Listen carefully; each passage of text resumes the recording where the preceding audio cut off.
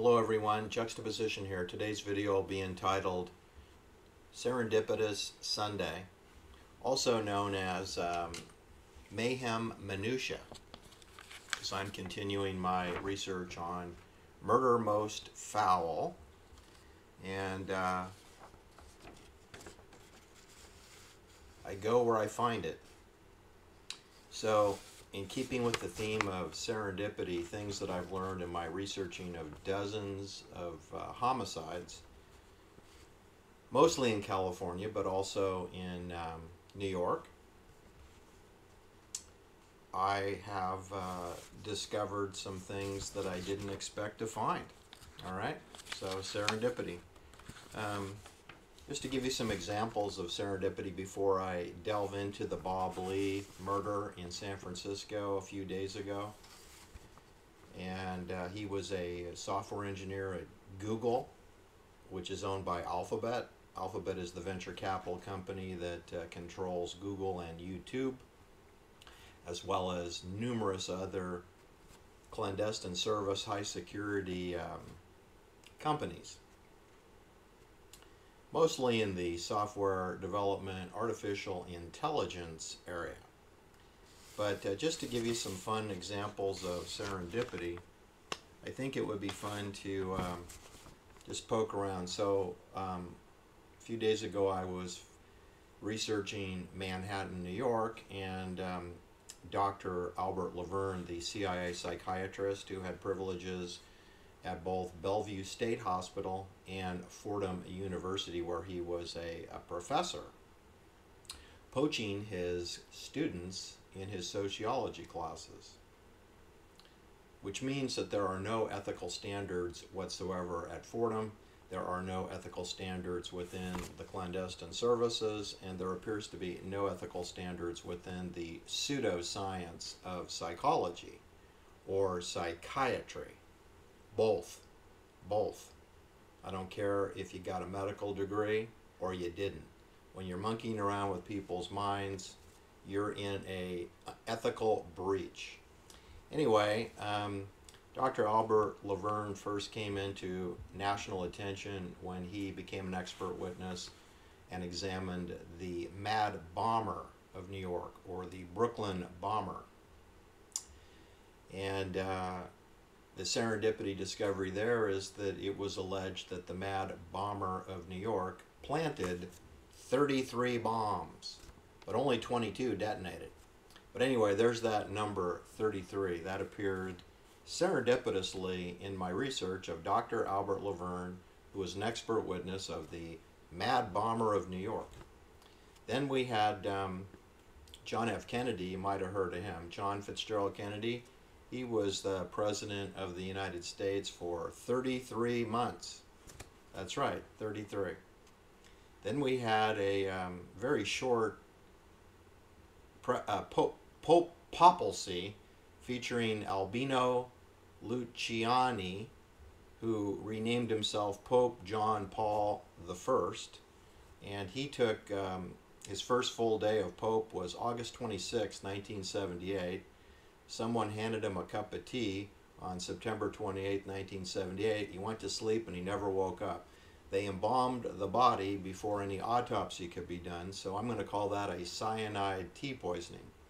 Anyway, his papacy set a record. It was 33 days long. Pope John Paul had voiced his interest in auditing the Bank of Vatican, which was run by Paul Marcinkus, who's relied heavily on Roberto Calfi, whom William Egan Colby, CIA director, knew well. He knew both of those people very well. Anyway, goodbye Pope John Paul I, 33 days in his papacy. JFK, 33 months in his presidency. Then we had Charlie Chan in Treasure Island, featuring Cesar Romero, who played the great Fred Randini, a magician who performed at the World's Fair at Treasure Island, Yerba Buena Island off San Francisco.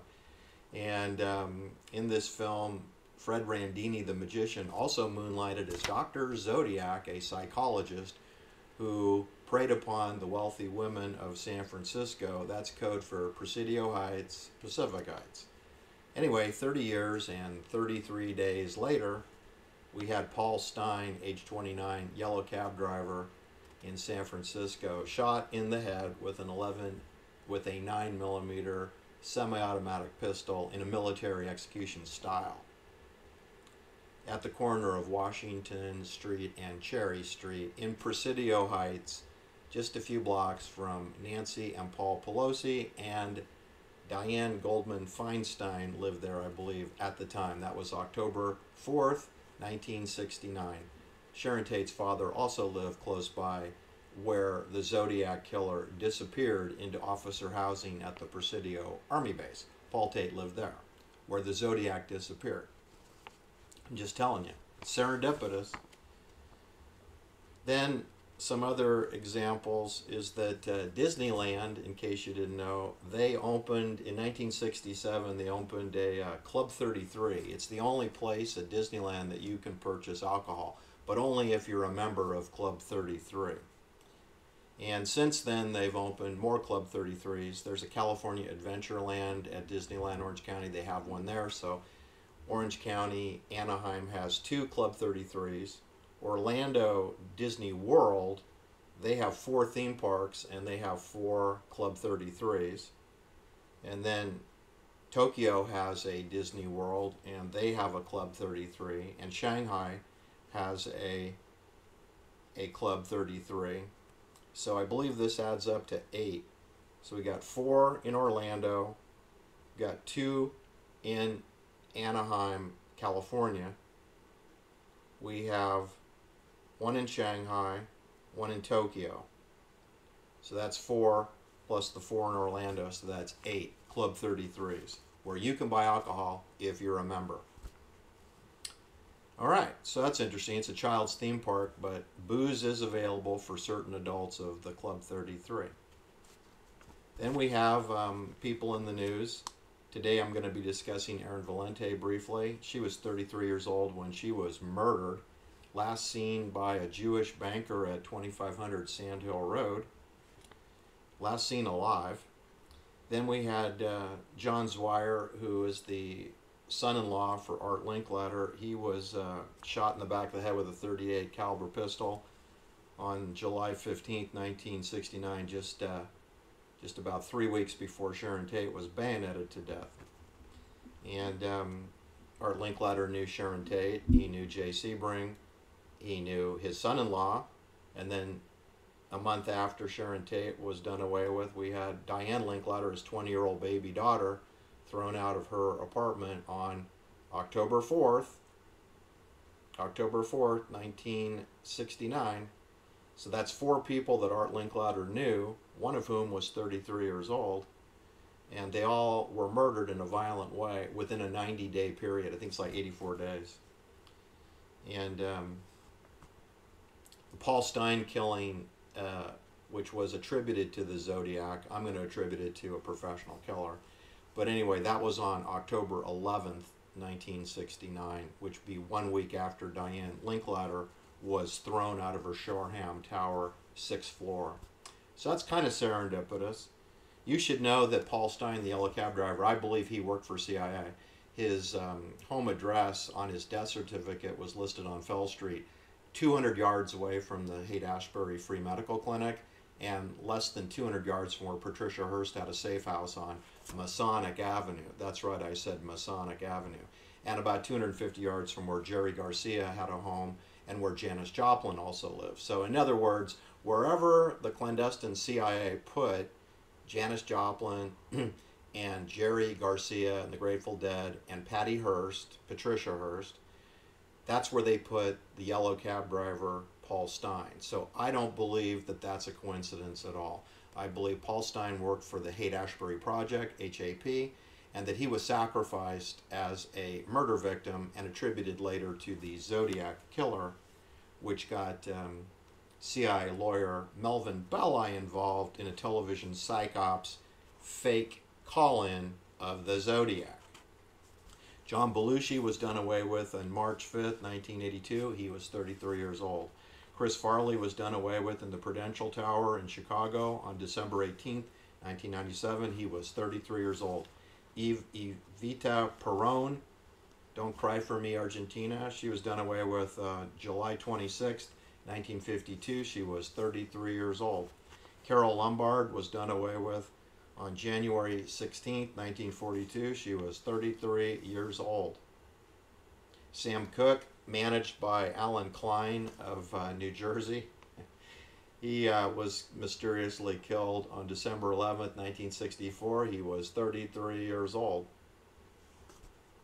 Timothy McVeigh, the Oklahoma alleged bomber, which I don't believe he was. I believe he worked for the military intelligence. Anyway, if you believe the story, he was put to death at age 33. Carolyn Bessette Kennedy, who married John Jr., John F. Kennedy's only son. Carolyn Bessette died in a plane crash mysteriously at age 33. Anyway, those are some examples of serendipitous. Does it mean anything? I don't know. I can let you decide. All right, so the next murder that we're going to discuss is this in the news. Again, not a lot of information available. Probably never going to be available. I think they've learned from the Sharon Tate, Lino LaBianca murders that less is more when you're trying to conceal the truth. They did make a series of mistakes which revealed the truth of the Sharon Tate murder. They did their best to conceal it, but a few things leaked out. In the case of Bob Lee, we're very early on. So Bob Lee was 43 years old, and I love how the implied linguistics of the newspapers write up his death. They say it was a stabbing, then they've changed the wording to apparent stabbing. I mean, how can you have an apparent stabbing? I mean, either you have knife wounds and you're bleeding out, or you don't. And if you have knife wounds and you're bleeding out and found dead as a doornail on the pavement, I would say that's a stabbing victim. Not an apparent stabbing. I would call it a stabbing. Anyway, Bob Lee is a victim of an apparent stabbing on April 4th, 2023, a few days ago. Police were summoned at 2:35 a.m. at the Recon Hill area of San Francisco. If you don't know, that's the San Francisco Port Authority. That's the anchorage for the San Francisco-Oakland Bay Bridge. That's where it attaches to the peninsula where San Francisco is. That's part of the Port Authority. So this is another example of a Port Authority murder like we had with George Sullivan back in the Summer of Love. August 2nd, 1967, we had George Sullivan killed not too far from where Bob Lee was killed. And George Sullivan had $5,000 of cash and was shot in the back of the head. And they called it a suicide. But he died walking distance from where Bob Lee was. You should know that this Recon Hill area, I find it a very odious part of San Francisco. It's noisy. Like I said, it's next to the bridge anchorage, so there's a lot of traffic. There's not a lot of good sunshine. You know, we got chemtrails every day. While Bob Lee was killed, there were chemtrails going on. So there's nothing interesting about Recon Hill. It's odious, it's cold, it's noisy, it's miserable, and there's no reason for him to be there. He lived in Miami. He moved to Miami. He was living in Miami, Florida, so he gets killed in a grungy part of San Francisco. There is a expensive, you know, condominium tower there, the Recon apartment building. It's a creepy place, I'm sorry to say, and there's nothing interesting about this particular part of San Francisco. It's a terrible place to be murdered. Anyway, this Bob Lee apparently was the founder of a company called Cash App. He was involved with mobile coin, cryptocurrency, digital payments. He was what's called a CPO, Chief Product Officer. Prior to that, he worked for Jack Dorsey, the very satanic, bizarre, devilish CEO of Square and Twitter, now renamed Block. Anyway, he was a former employee for Jack Dorsey. He was their first CTO, Chief Technology Officer. Before that, he worked for Google and he rolled out Android. He worked for Google from 2004 through 2010. That's 6 years as a software engineer for Google, which we all know is part of the clandestine services. So that meant that Bob Lee is security clearance approved and he was murdered. In other words, it's a CIA murder. Now, they say it's an apparent stabbing attack, but of course they won't tell us how many stab wounds. They won't tell us the pattern of the stab wounds. They won't show us photos. They won't tell us how deep the wounds were. They won't tell us anything. And now they're sort of retreating from the whole idea of stabbing by saying it was an apparent stabbing, which implies that maybe he died of an extreme headache. Or maybe chemtrails killed him. Or something, maybe COVID killed him, right? Haven't had a COVID death in a couple of years, so I think we're due for a COVID death, don't you think? Anyway, what you should know, serendipitously, is that Bob Lee is not the first alumni of Google to be murdered in a brutal way. Because before him, we had Jonathan Gerrish, who worked in the Google London office and San Francisco Google office. Jonathan Gerrish was married to Ellen Chung. Jonathan Gerrish was murdered along with his wife. Jonathan Gerrish was 45 years old. His wife Ellen Chung, who went to UC Berkeley, she was 30. Their daughter, 1-year-old Miju, she was murdered. Their 8-year-old dog, Oski, was murdered. All 4 of those living creatures were killed on August 16, 2021, which is, almost 2 years before Bob Lee. They were killed in Devil's Gulch. That's right, I said Devil's Gulch of Mariposa County, which is part of the Sierra National Forest. It's close to the Yosemite Park National Gate. Jonathan Gerrish, prior to working at Google, he worked at Lucent Technologies. He was working on Snapchat at the time of his death. He went to Newcastle University in England. Like I said, his wife went to UC Berkeley. They had moved toward the valley near Fresno. They were living, I think, near Bass Lake, which is cooler temperatures than the brutally hot valley. I believe they were killed by a direct energy weapon. And the reason I say that is I posted a video on that exact subject, and Google deleted it. Google deleted that video. So I'm going to go with confirmation that they were killed from a direct energy weapon in Devil's Gulch. They had their cell phones with them. And in case you don't know what a cell phone is, Raytheon Missile Guidance can tell you that it is a target acquisition device.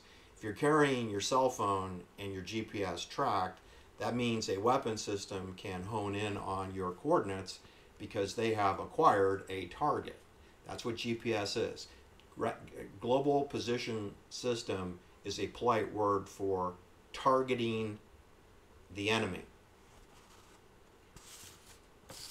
All right, so is that serendipitous? Yeah, I'd say it is. That Bob Lee worked at Google during 2004 to 2010, and Jonathan Gerrish worked at Google during those years too. He was 2006 to 2018. So they had several year overlap. They had at least 4 years where they were both working in the San Francisco office at the same time. That's Bob Lee and Jonathan Gerrish could have been together in San Francisco for up to 4 years together at Google. Hey, don't blame me, Google, if all your employees get murdered in a brutal way. It's not my fault. Is it your fault? I don't know. Doesn't look good for you, because guess what? Erin Valente, she was murdered on October 7th, right? October 7th, 2019, and she was last meeting with a venture capital banker at KKR at 2500 Sand Hill Road, who was working on a transaction with Google, Alphabet, Facebook, Amazon Ventures, Paul Allen's Vulcan Capital, Microsoft, and Control Labs of Manhattan, New York. And there's Erin Valente meeting for 90 minutes with a private banker who knows about these transactions, and she goes dead. So that's 3 people associated with Google who got killed in October 2019, in August 2021, and then a few days ago, April 4th, 2023. Don't blame me, I'm just the messenger. I know how people love to shoot the messengers, but this is Serendipity Sunday, and this is the kind of content that I promote. All right? And as long as I can dream, as long as I can walk, as long as I can think, as long as I can talk, I'm going to produce this type of content. Thanks for listening. Please share, hit the like and subscribe. We'll talk soon. Bye-bye.